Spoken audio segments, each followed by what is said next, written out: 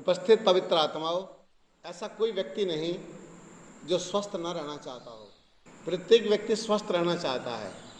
प्रत्येक व्यक्ति कहता है कि मैं अच्छा बनूं।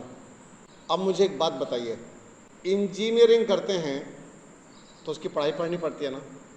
आप चिकित्सक बनते हैं, डॉक्टर बनते हैं तो आपको उसके विषय में पढ़ाई करनी पड़ती है। ए टू जेड जितना भी जो भी काम के आप स्पेशलिस्ट बनना चाहते हैं तो उसके लिए भी पढ़ाई करनी पड़ेगी। तो ऐसी पढ़ाई हमारी क्यों नहीं हो रही कि जिससे हम स्वस्थ रहते चले जाएं, कंटिन्यू स्वस्थ रहें? ये शिक्षा क्यों नहीं है? 80 वर्ष की आयु में कोई व्यक्ति अगर ये पूछे कि मुझे क्या खाना चाहिए तो अधूरापन रहा ना। क्या खाना चाहिए, 80 वर्ष तक अभी ये निर्णय नहीं हो पाया कि क्या खाना चाहिए। तो ये प्रारंभ से ही संस्कारों में होना चाहिए। हमारी जीवन शैली वैसी ढली होनी चाहिए। हमारा सब सिस्टम, पूरा का पूरा क्रम वही होना चाहिए जिससे हमारे अंदर रोग आए ही नहीं। ये पहले लोग ऐसा जिया करते थे। उनके जीवन में शारीरिक श्रम था, खूब परिश्रम करते थे, क्योंकि जीने के जो साधन थे ना इतने अधिक नहीं थे। अब से मात्र 40 साल पहले भी, सिर्फ 40 साल पहले, 40 वर्ष पहले कहाँ इतने साधन संसाधन थे। हमारे केशव जी बैठे हैं, वयोवृद्ध हैं, हम सबके बीच में बड़े आदरणीय हमारे, और इनका तो मेरे प्रति बहुत प्रेम है, बहुत शुभकामनाएं दी इन्होंने मुझे। तो इनका जो जिस समय 10 वर्ष के होंगे, जिस समय ये 10 वर्ष के होंगे उस समय का वातावरण कैसा होगा, और उससे पहले का आप निकल जाइए और पहले तो 500 साल पहले का वातावरण कैसा होगा। क्या दवाओं के सहारे जीते थे हम लोग? दवाइयों का सहारा नहीं था, खेतों में केमिकल नहीं था। अब तो फसलें खराब तो नस्लें खराब। क्यों? फसलें खराब, नस्लें खराब, पूरी नस्लें खराब, पूरी जीन्स खराब हो गई है। आपको कुछ भी यहां पर ठीक नहीं चल रहा इस समय। मेरी बात कड़वी लगेगी, कुछ भी सही नहीं चल रहा है। और जो पहले समय के व्यक्ति होते थे योद्धा बन के जीते थे, योद्धा हुआ करते थे। आचार्य चंद्रगुप्त और चाणक्य, आचार्य चाणक्य चंद्रगुप्त को समझाते हुए यही तो कहते थे, चंद्रगुप्त योद्धाओं की भांति जी, योद्धा बन करके जीना है, दुर्बल बन करके नहीं जीना है। अब एक बात बताओ मुझे, अगर ऐसे दुर्बलता बनी रही शरीर में तो क्या करोगे? रोग ऐसे ही जमघट लगाए अंदर बने रहे तो जीवन की यात्रा कैसे पूर्ण करोगे? तो इसके लिए कुछ बलिदान देने पड़ते हैं। दो ना बलिदान, छोटे छोटे बलिदान देना पड़ेगा। अपनी दिनचर्या सही करो, परफेक्ट करो। योगियों की भांति दिनचर्या बनाओगे तो योगी के स्वरूप में ढलते चले जाओगे। योगियों की भांति दिनचर्या होगी तो किस में ढलोगे? योगियों के स्वरूप में ढल जाओगे, और आपका स्वरूप कुछ समय पश्चात योगियों का दिखाई देगा। अरे वाह, कितना बढ़िया व्यक्तित्व है। भोगियों में ढलोगे अपने आप को, भोगियों में, तो किस में ढलोगे पता है? रोगी में ढल जाओगे। भोगियों का जीवन जिया तो रोग में ढल जाएंगे। तो रोग में नहीं ढलना, रोगी में नहीं ढलना। हमें हॉस्पिटल में लाइन लगाकर नहीं खड़े होना, बैठना है। हमें अपॉइंटमेंट नहीं चाहिए ना। डॉक्टर भले ही आपसे अपॉइंटमेंट ले लें कि यार कुछ हमें भी गुण सिखाओ, कैसे इतने हेल्दी रहते हो, कैसे मुस्कुराते रहते हो हर समय, बड़ा तुमको तो देख के बड़ा आनंद आता है। तो ऐसा क्यों नहीं हो रहा? तो इसके लिए तो छोटे छोटे बलिदान देना पड़ेगा।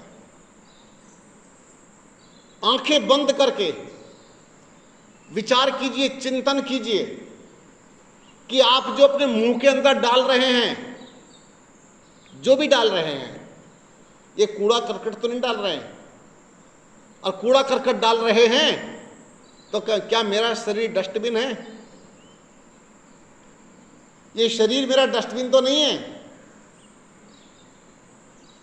मैंने इसमें ऐसी ऐसी चीजें डाल दी वो जाकर सड़ रही हैं अंदर, और डस्टबिन की सफाई नहीं करोगे तो क्या होगा जहांगीर? सड़ जाना है, कीड़े पड़ जाएंगे अंदर। कह रहे मेरी आंतों में कीड़े पड़ गए। ये कीड़े आए कहां से? तुमने पैदा किया है। मेरे अंदर तो सांप सांप से हैं, कितने तरह तरह के भिन्न भिन्न प्रकार के कीड़े निकलते हैं अंदर से। तो ये कहां से आए? ये सब डाले हैं, डस्टबिन की सफाई नहीं की। था तो ये मंदिर, बॉडी टेम्पल, लेकिन डस्टबिन से भी गंदा बना दिया है, गटर बना दिया इसे। गटर कितना गंदा होता है पता है? उसके पास खड़ा होना कठिन होता है। और आपको मेरी बात अटपटी लग रही होगी कि क्या शरीर गटर बन गया हमारा? अभी एक काम करो, मेरे पास में कम से कम महीना डेढ़ महीना रुक के दिखाओ, फिर मैं बताऊंगा कि आपके शरीर के अंदर से क्या क्या निकलता है। गटर में तो शायद इतनी बदबू आएगी भी नहीं जितना बदबूदार सड़ा हुआ आपके अंदर से निकलेगा। एकदम काला काला काला काला, ब्लैक ब्लैक ब्लैक ब्लैक, इतना निकलता है, सड़ांध पूरी। और केवल नीचे से ही नहीं निकलता है, ऊपर से भी ऐसे ही निकलता है, काला काला निकलता है मुंह से। हमारे कोई व्यक्ति यहां है जिसको निकला है, काला काला निकला है। अजय को निकला है शायद, अजय के मुंह से काला काला निकला है।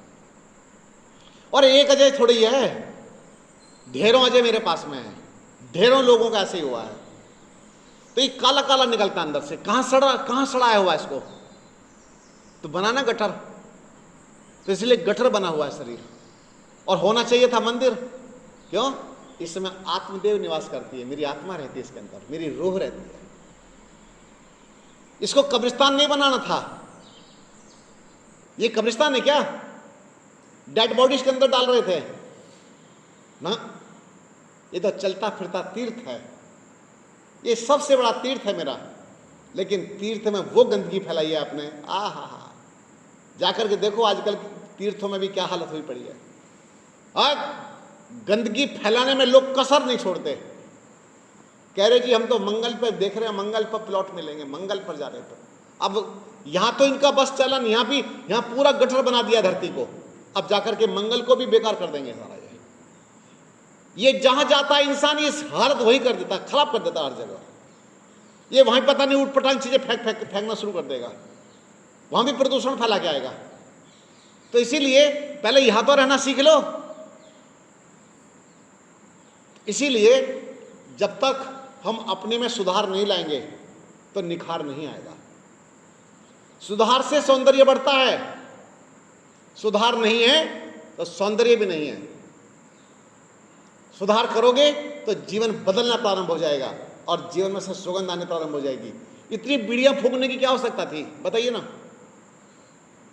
तुम रेल का डब्बा थे, इंजन थे, तुम क्यों फूंक रहे थे? तुम इतनी सारी बीड़ियां फूंक डाली, इतना सारा शराब की बोतलें पी गया, अब लीवर गल गया, अब फेफड़े खराब हो गए, अब कर लो क्या करोगे? तुम्हारी सारी समझदारी धरी रह जाएगी एक ही झटके में। कब? जब पता चलेगा, डायग्नोज होगा, ओहो तुम्हारा तो लीवर गल गया जी, तुम्हारे तो फेफड़े बेकार है जी, बेकार हो चुके, छलनी हो गए, बिल्कुल छलनी। तो ये समझदारी नहीं थी। समझदारी यही है, इस शरीर को मंदिर बनाने का प्रयत्न करो। इसके अंदर कोई भी बकवास चीज मत डालो खाने पीने की। अगर इतना नियंत्रण आपने कर लिया तो मुझे लगता है कि जंग जीत जाएंगे, बड़ी से बड़ी जंग जीत जाएंगे। ये रोगों की जंग तो जीतनी है। ऐसा कोई रोग नहीं है जिसको ठीक नहीं किया जा सकता, लेकिन एक ही चीज चाहिए, वो है पेशेंस। धैर्य। पहले धैर्य रखो और अपने ऊपर कंट्रोल रखो, नियंत्रण रखो, संयम करो। जितना संयम आपको अपने ऊपर होगा, जितना कंट्रोलिंग पावर आपकी अपनी मजबूत होगी, उतना ही आप आगे तक अच्छे चलते चले जाएंगे। वरना स्वास्थ्य कभी कहीं खोजोगे जाके, कभी कहीं खोजोगे, कभी कहीं खोजोगे। चलो पिकनिक ही मनाई आए, पता चला 20, 25, 50 हज़ार रुपये यूं ही फूंक आए, मनाली पिकनिक, पिकनिक वो अच्छी होती जिसमें ज़्यादा पैसा फूका जा सके, नहीं तो मसूरी जाते हैं ना लोग पिकनिक मनाने के लिए, एक रात का 24 घंटे का 15,000 रुपये खर्च करते हैं, एक व्यक्ति का 15,000 रुपये लगता है। मन की पिकनिक 10 दिन रह गए तो बढ़िया पिकनिक हो गई, खाने पीने का अलग खर्च करके आए, कम से कम 2 लाख रुपए खर्च करके आए। तो भैया अपने जीवन को बदलो, ये बदलेगा तो आपको पता चलेगा कि पिकनिक क्या होती है। सारी पिकनिक फेल है आपके सामने, फिर तो योग में जीवन जीना है। अपना ध्यान रखिए, गॉड ब्लेस यू, खुश रहें।